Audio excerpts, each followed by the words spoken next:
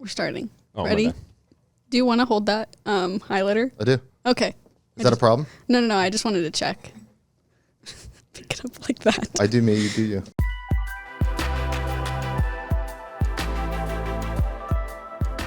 Hey guys, today we are going to have a little conversation about justice. My name is Allie. I'm from our Harrisburg campus, and I have two friends here with me today. Hi, my name's Joe from Central, but I live in York. Hey, and I'm Drew Williams. I am the student director over at the Lancaster City campus. Awesome. So we are talking about justice today because that is something that's super important to your generation. So you guys are one of the most civic-minded groups. Justice is something all of you care about and something that you guys are amazing at doing. But we want to figure out a way that the world's justice and biblical justice can meet. How can we live out God's justice the way that he designed it? So that's what we're going to be talking about today. So Joe, what in your opinion is the difference between the world's justice and biblical justice? Yeah, so biblical justice, I think, unites us. It uplifts people. Whereas world justice, it kind of divides, destroys. It says, I have to bring you down in order for me to be better or uplifted. Mm-hmm. And I think that's the difference that we see in scripture. That's such a big thing that, hey, how do I unite us? How do we still be one under God, but one and make a difference? And I think we've seen that justice that divides played out in the news, in our schools, like maybe even in our homes of that, hey, this is what's right and just for me. And so in order for me to feel that and to build myself up, I have to oppress. I have to like divide and separate and find this meanness and this separate from other people. And we call that justice, but when we look at scripture, like it's the exact opposite of that. God's justice is not one, like you said, that divides. It's one that unites. It's one that restores. And so I think even some of the pictures that may be going through our minds of this is the picture of justice as we've seen it played out over the past however many years may not be the picture of what justice truly is in scripture. Yeah.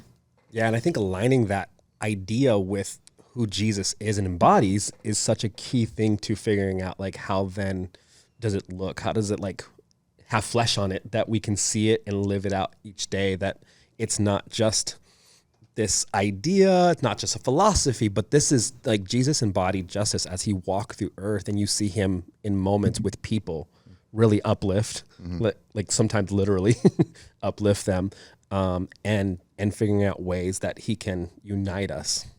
You keep talking about this picture of Jesus. Is there like a story, or is there something that comes to mind when you think of, when I think of Jesus acting out justice, this is the first picture, first story that comes to mind, maybe to replace some of those pictures of like worldly justice that we have in our mind? Yeah, I think there's so many of them. Like, you just look at the entire Gospels, Matthew, Mark, Luke, John, and you'll see so many of them. But one that comes to mind the most, I would say, is this moment when this woman is caught in this act of adultery.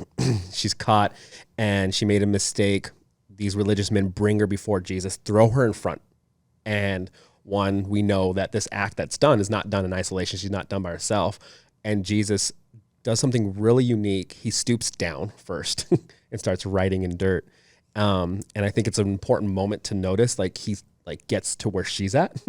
But then they're telling her, like, we should stone her. According to Moses, we should do this. These are all the things that we should do based upon our religious ideas. This is what we should do to her. And he says, all right, be without sin, cast the first stone. And all of them like take off. Like, they're all like, all right, never mind, forget it. And he like uplifts her and literally unites her with this idea, and then says, all right, now go and sin no more. Like, he challenges her. It doesn't just leave her at, this is it, but like challenges her to live different. I think it's a really cool moment of one, like this woman who is not the only person that made a mistake, but like, here, I want to lift you. I want to take care of you. I love you. And this is how it looks. Yeah. And it's interesting when you look at that picture and that story of what like Jesus did for that person. He told us that that's the reason why he came. Like, when we look at John 3:17, it says that Jesus didn't come to condemn the world, but came to save the world. And that's like, he said he's going to do that, and then he actually went and did it. And that's like an perfect example of like, I'm not here to condemn you. I'm here to save you. I'm here to restore you. But now I'm calling you to something so much better than what even the religious leaders and the world at that time was calling people to. Yeah. They thought this is what is right. And Jesus is like, man, I've got something so much bigger and so much better. Now go and sin no more. As one who hasn't been condemned, now go find other people for me to love and not condemn and then release into freedom. Yeah. I think the amazing thing about Jesus is he always saw these people like when they were almost in trouble with the religious leaders, with the Pharisees, that with that story in particular, like what the Pharisees saw as justice was what a lot of us would think is justice. It was the law, like it was on par with what they should have been doing. But what Jesus saw was, hey, there's this woman who like hasn't done anything wrong in comparison to what everybody else has done. And like, I need to love her and I need to see her as who she is. And that's a child of God. And I think that's kind of what Jesus is saying throughout the Gospels, especially, is like, how do you see these people? And he constantly challenges the disciples. There's so many times when the disciples in particular are like, hey, Jesus, like, do not go touch that person. They're sick. Don't talk to them. That's like against cultural norms. And he still sees them for who they are and like will love them despite of everything that they've done, which is something that I think is hard for a lot of us when we think about justice. We make it this polarizing thing because like, oh, you have done this, but you didn't do that, and that's how you've messed up. So I can't even be a part of it. And it's not that Jesus didn't care about what was right. So like the religious leaders at the time were thinking, this is the law, this is what is right. She did something that was wrong, and it needs to be punished. And like Jesus cares deeply about that. Mm-hmm. Like it's clear that God says like an attribute of myself, a characteristic that actually defines me is that he is just. Yeah. And God has to punish what is wrong. He has to punish sin. And we see that. Like it's something that God cares about. It's not that he doesn't care about things that are wrong or set against the way he originally created them to be. He cares deeply about that. But his way of fixing that is through Jesus. Mm-hmm. And that is like the better justice. That, man, he is going to punish sin, but then he gave that punishment to his son, Jesus, who took that for us. Yeah. Like, oh, justice was served, but yet, man, the grace that comes out of that is such a beautiful picture and way better than the picture of justice that comes to my mind when I watch the news or walk the streets or have these pictures of what justice is in my mind. Yeah, and the power of what you mentioned, both of you guys mentioned of like seeing the issue, seeing the problem was such a huge thing for like, do you have the eyes to see those who are hurt, those who are going through difficult situations, those who are oppressed? Like, are you able to see that and act accordingly? Because there's two separate things. It's one to see, and it's another one to then do. Yeah.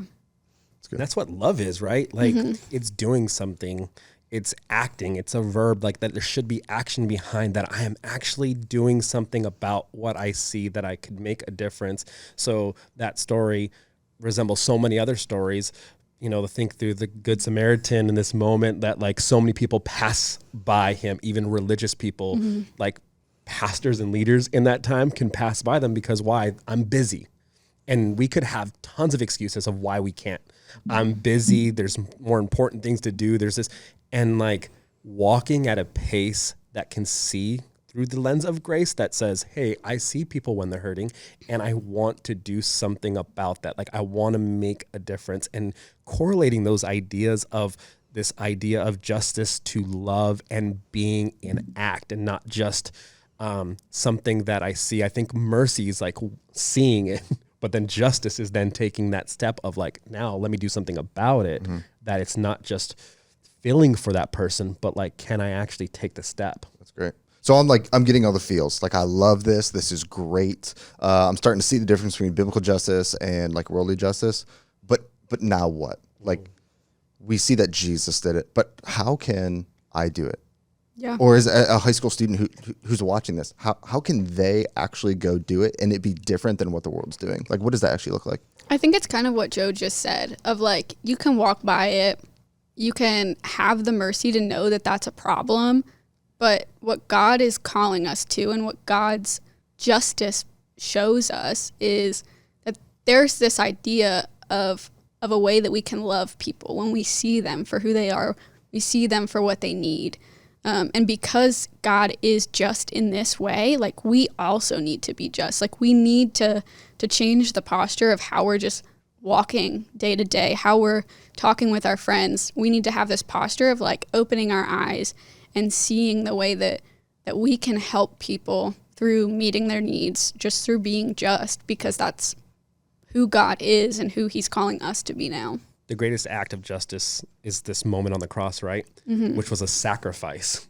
Like he sacrifices like himself so that we can receive salvation. And I think that's the moment, that's the practicalness of what we can do. Like some of us need to maybe sacrifice some of our popularity that we think we need to talk to the kid that no one else is talking to, that people avoid, to connect with someone who's different than themselves, to make sure that they see, and sacrifice time. It might cost you something.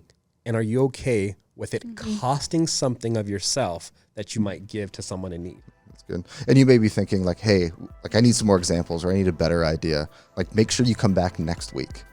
Next week, tune in. We're going to continue this conversation because again, it's easy to hear, it's easy to feel, but then actually going and doing it is like so much harder. But it's so good when we do it. It's so good when we do it.